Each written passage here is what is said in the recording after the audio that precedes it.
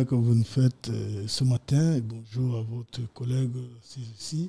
Et je suis émerveillé que vous me faites participer à ce début de ce projet. Ouais. J'essaie de voir la vision qui est derrière, et je crois que dans les jours à venir, il va beaucoup plus être au cœur de la communication dans notre pays. Merci beaucoup. Vous êtes secrétaire régional à la communication pour la région du littoral. C'est pour le Social Democratic Front. Oui. Fervent militant du Social Democratic Front. Première heure. Voilà. Alors vous êtes avec nous ce matin, c'est pour faire le point, j'allais dire le tour de quelques points, quelques aspects de ce parti politique qui aujourd'hui a beaucoup fait parler de lui ces derniers temps, avec non seulement le décès du chairman, vous n'étiez pas encore ici, c'est l'occasion pour nous de revenir et de vous présenter les condoléances d'Intégral Radiovision à toute la grande famille SDF. Alors, le parti est géré depuis son décès par le premier vice-président national. Oui, au cours d'une résolution du comité exécutif national qui a décidé, malgré plusieurs couacs, déjà il faut le préciser que l'OSDF traverse une période extrêmement grave de sa vie. Donc c'est une situation qui peut l'emporter. Ouais. Si rien n'est fait, s'il n'y a pas un sourceau d'orgueil à dernière minute. Alors, on sait qu'avant le décès de Nigel Fundi, il y avait déjà cette suspension de plusieurs membres, je vais dire les mêmes militants de la première heure de cette formation politique, une vingtaine par là. Il y a également que le deuil peut-être peut arranger les choses. J'ai entendu certains dire que ceux qui veulent être candidats à la présidence de cette formation politique annoncer qu'ils vont certainement ramener ce qu'on a chassé du parti au sein du parti pour que le parti reprenne ses forces d'antan. Non, par contre, j'aime un peu que ce deuil même aggrave même la situation, parce que les antagonismes sont tels que je crois que si on ne fait pas attention, comme je le disais tantôt, doit y avoir en train d'aller droit au mur. Alors, la situation est assez préoccupante. À vous entendre parler, vous confirmez que le parti est presque divisé aujourd'hui. Oui, l'OSDF ne présente plus l'image d'antan qu'on lui connaît, celle d'une formation politique qui est déterminée et engagée pour apporter de l'alternance au pays, qui est basée sur une vision politique qui a pour socle de la forme de l'État fédéral, mais l'OSDF est devenu comme une sorte d'épicerie pour certaines personnes. Épicerie, vous avez dit. Mais vous continuez de garder... Je pèse mes mots quand je le dis. Oui, épicerie. Alors, les militants continuent de rester au sein de cette formation politique. Pourquoi ne pas partir? C'est parce qu'il y a de la nostalgie. Les gens ont passé 33 ans de leur vie pour bâtir une formation politique qui n'est pas aussi évident comme ça du jour au lendemain, qu'ils s'en débarrassent aussi facilement. Donc... C'est une situation très très difficile dans laquelle nous vivons tous. Mais là, on est à l'approche du congrès qui a été annoncé. Va-t-il toujours se tenir ou alors c'est aux oubliettes? Bon, en principe, dans la norme, puisque nous étions déjà l'ONEC qui actuellement, son mandat a expiré depuis, je crois, 8 mois aujourd'hui, voire bien plus, on ne devait pas procéder à la nomination de notre président. C'est-à-dire qu'on devait laisser les vice-présidents gérer les affaires courantes, puisque le congrès étant déjà convoqué, pour que le nouvel exécutif soit élu de façon simple et qu'il y ait un nouveau président. Oui. Donc ce qui s'est passé, c'est pour ça qu'une bonne partie dénonce comme une tentative de mainmise sur l'appareil politique et puis l'homme était à son propre service. D'accord. Et d'autres pensent qu'il fallait le faire parce que les statuts du parti n'ont rien à y voir de ce qui s'était passé à Sénèque. C'est une violation, la énième fois que les statuts du SDF sont violés à Mondovision. Et ça, il y a des militants qui ne souhaitent pas que ça perdure. Et comment on remédie à la situation? Non, il y a des militants qui ont décidé, comme je l'ai dit tout à l'heure, de faire du SDF leur épicerie. Et maintenant, pour atteindre les objectifs, on décidé, comme là maintenant, dans nos pratiques, puis actuellement, on est en train de préparer au niveau régional, l'élection d'un nouvel exécutif régional. Ouais. Donc, je ne suis pas candidat. C'est samedi. Pour la région littorale, par exemple, c'est déjà fait? Il faut que je le précise. Je suis dans une profonde réflexion. Donc, je prendrai une décision d'ici peu et vous êtes mon ami. Vous m'avez souvent fait l'honneur de me faire l'amitié. Je suis certain que d'ici quelques jours, en fait, je vous ferai part quand même de ma nouvelle orientation. Mais au regard des choses... Mais dans la situation actuelle, nous avions des pratiques, des us et coutumes à l'intérieur du parti qui voudraient qu'une structure, la base, ne peut pas investir 2 candidats à la structure supérieure dans un même poste, qui sont les militants de cette structure. Ça dit quoi?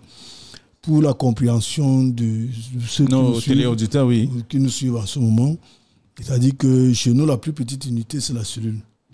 Une cellule donc, ne peut pas investir au poste de président, par exemple, d'une structure qui est au-dessus d'elle, qui s'appelle circonscription électorale.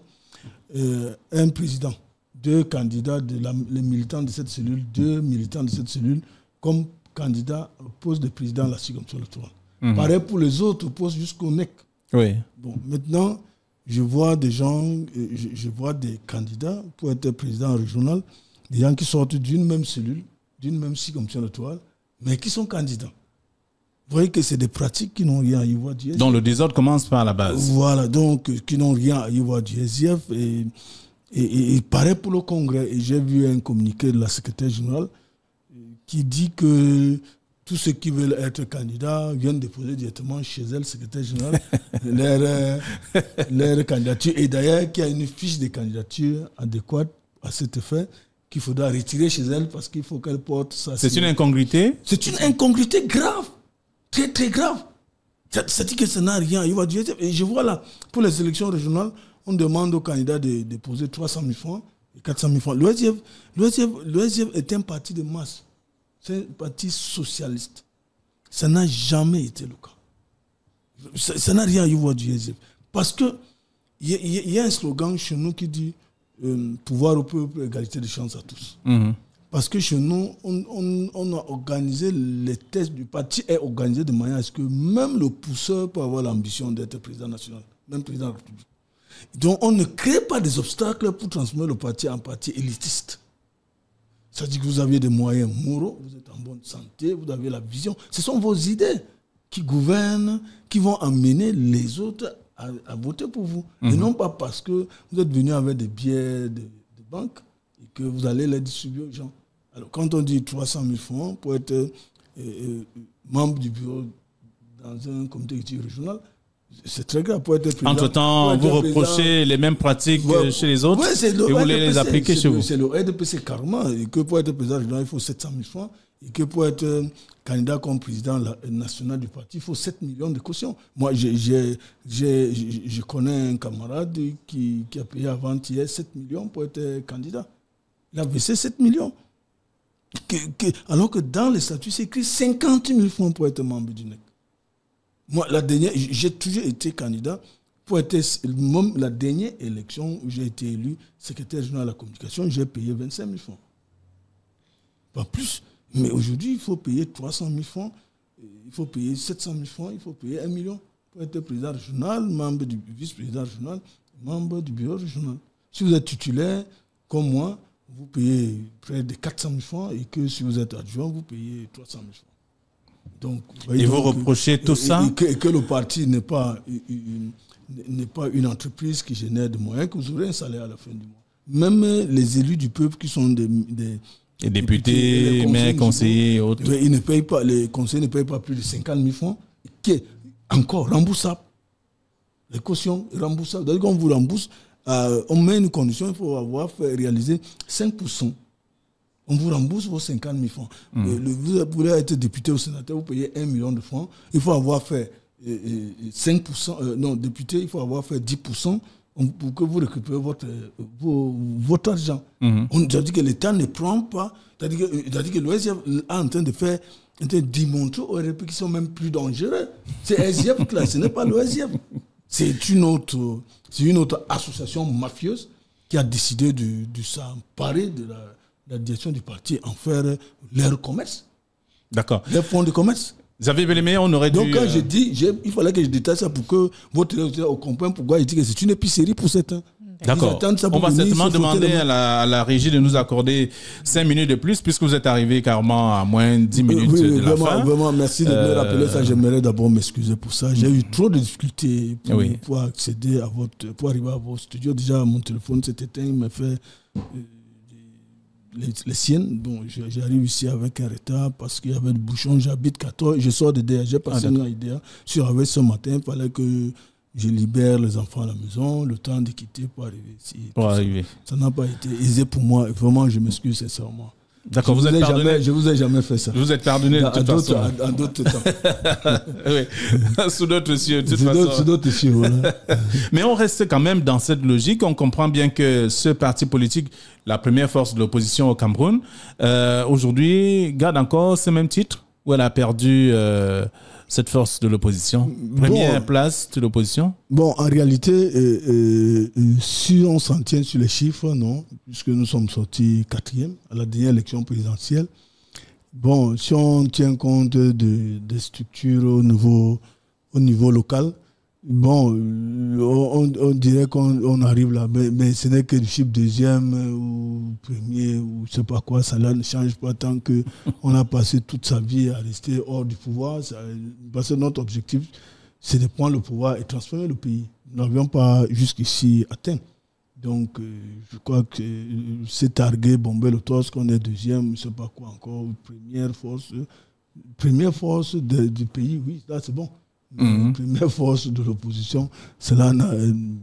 Alors, le SDF est devenu un parti allié au RDPC?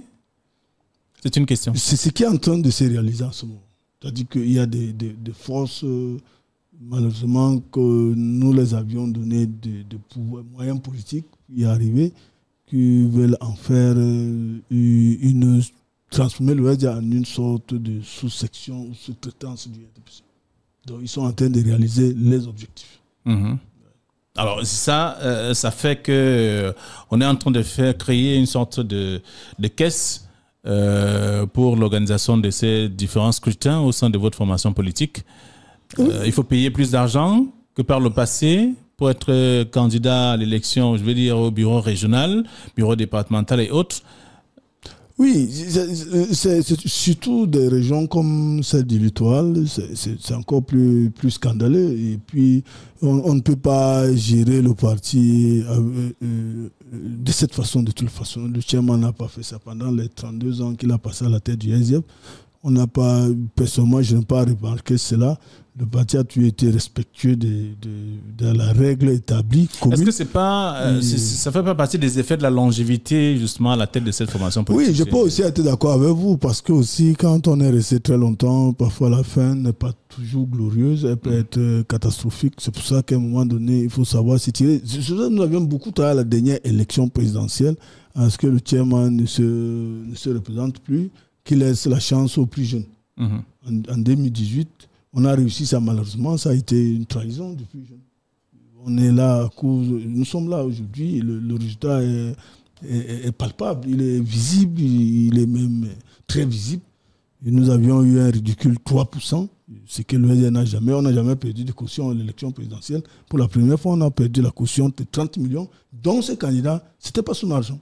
C'est le parti qui a payé la caution de 30 millions. Alors, qu'est-ce qui a fait problème en ce moment? C'est le candidat qui a été présenté ou alors simplement que les militants ont relâché un peu le candidat n'a pas été à la hauteur de battre campagne. Il avait tout sur le terrain pour faire le plus meilleur score possible. S'il était engagé, il aurait fait peut-être 2 fois plus que le chairman en 92. Mais malheureusement, il avait des objectifs qui n'avaient rien à y voir, des objectifs politiques, ou bien de donner au SDF une vision assez... plus respectueuse et plus forte. Si c'était le cas, il était crédité carrément d'être au-dessus du président de la République. Il pouvait gagner. Il y avait de la... Moi, j'ai eu l'honneur de participer à une équipe 1 au niveau une équipe qui battait campagne pour ses candidats pour les primaires en interne. Vous voyez, donc il y a eu les primaires. Ouais. C'est que lui, il refuse aujourd'hui qu'on tienne les primaires. Pour lui, ça n'existe plus. Et Et après, la pré-campagne que j'ai eu à faire, j'ai été dans les régions du Septentrion pour lui. J'étais dans le littoral d'abord, où j'ai résidé, notamment à la Sandaga-Martine, et puis dans l'Umbam. J'ai vu l'engouement avant la campagne, mais il a disparu. Quand il a fallu maintenant concrétiser tout ça, il a disparu. On ne le voyait plus, carrément. Et moi, il m'a confié totalement un département et que à la dernière minute, tu l'appelais, il ne répondait plus. Alors qu'il était censé se rendre dans ces... Il en a fait la pré-campagne avec moi. Nous sommes allés dans l'Umbam faire la tournée pré-campagne dans les chefferies. Il y avait de l'engouement. Les gens ont démissionné du RDPC, même pour lui, pour soutenir sa candidature en troisième. Mais ça n'a pas été concrétisé. Dans sa disparition momentanée avant les élections, il y a même des cas, contribué à l'échec. Il y a des cas plus graves que je ne veux pas les citer ici, personnellement, que j'ai eu à vivre. Donc... c'est sidérant quand je pense. C'était comme une sorte de complot contre le SDF et que nous sommes tombés là, main et pieds liés. Voilà. S'il faisait son commerce, on n'avait pas compris. Voilà. D'accord. Le SDF aujourd'hui va très mal, ça on le constate depuis avant même le décès de Nidjan Frondi. La situation s'est davantage empirée depuis son départ également. Aujourd'hui, le Congrès a annoncé, va-t-il se tenir comme prévu ou pas? De toute façon, je voudrais ajouter, parce que ceux qui nous suivent, il ne faut pas qu'ils pensent que je suis apocalyptique et qu'il n'y a plus d'espoir. Oui, il y en a. On peut relancer le SDF. Oui. La condition sine qua non, il faut que le leader, qui est là, entre guillemets, démissionne du parti. Il donne une image qui est complète, qui bousille le SDF. Tant qu'il est là. Ça, il faut dire des choses telles qu'elles sont. C'est la première condition. Et il faut travailler maintenant, parce que c'est un peu tard. S'il faut travailler à moyen terme, je ne suis pas sûr que le résultat sera probant. Mais il faut s'inscrire un peu à long terme pour rebâtir l'appareil politique, lui redonner la confiance et tout ce qui va avec, au moins peut-être au-delà de 2025. Ok. Mais alors, à l'immédiat, là, ça va être très compliqué. Il y a le renouvellement des organes de base du parti qui va se poursuivre dans le week-end prochain. C'est ce qui dit que ce renouvellement ne se pratique pas selon les règles de l'art établies dans les statuts du SDF, mais selon la volonté de l'individu qui voudrait complètement les détruire et les sacrifier à l'appareil politique. C'est tout. Ça va produire plus de frustration que ça ne va... de toute façon, ça n'aura aucun impact sur le redémarrage de l'appareil politique. D'accord. Je suis certainement convaincu. Merci à vous, Xavier Bellemé. On vous a accordé un peu plus de temps que prévu. Merci beaucoup. On espère bien qu'on aura une autre occasion pour faire le tour de la question et comprendre davantage qu'est-ce qui fait problème au sein du Social Democratic Front. Peut-être que je serai à l'heure, je ne vais plus accuser un retard aujourd'hui.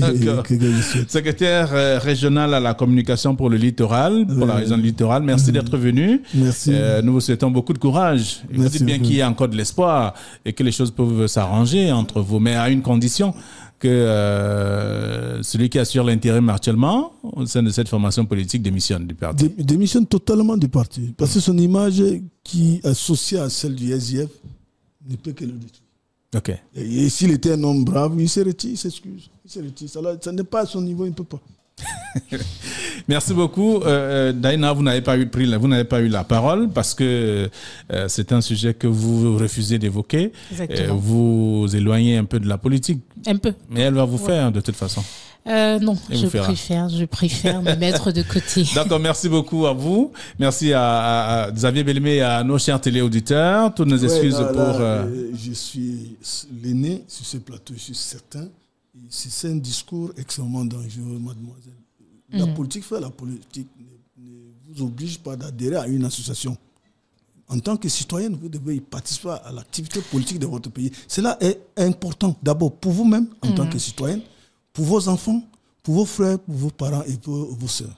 C'est la politique qui décide de tout. Même là où on est aussi aujourd'hui, si ce n'est pas la politique, si la politique décide là maintenant, vous n'allez plus travailler, vous allez perdre votre emploi. D'accord, c'est pour ça que c'est important pour chacun de nous en tant que citoyen de s'intéresser à l'activité politique de son pays. Peut-être pas comme actrice, comme vous êtes, mais en tant que citoyen, vous devez vous intéresser.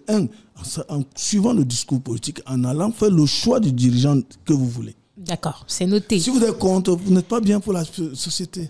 Excusez-moi. D'accord, j'ai compris. Je pense que j'ai pris note et je vais m'y investir. Si je vous le dis, je dis aussi à l'intention de vos jeunes compatriotes qui nous suivent en ce moment. D'accord. C'est très, très important. D'accord. La leçon est retenue de toute façon, elle se mettra. En tout cas, c'est le sujet qui était un problème, mais pas la politique de toute façon. De toute façon. Okay. Merci, je refais la précision. D'accord. Okay. Oui, exactement, c'est la précision parce que on a eu tendance, naturellement, quand je parle précisément de moi, j'ai eu des cas un peu typiques. Dans le passé et j'ai eu quelques soucis, donc j'ai préféré ne plus parfois parler des sujets pareils. Voilà. Non, vous êtes professionnel. D'accord, elle parlera de toute façon. Elle parlera. Allez, on vous souhaite une très belle journée, à vous également. On se retrouve demain, il sera 6h30 pour la seconde aventure de la semaine de Intégral Radio Vision. Ce sera l'Afrique qui se réveille toujours. Allez, bonne journée.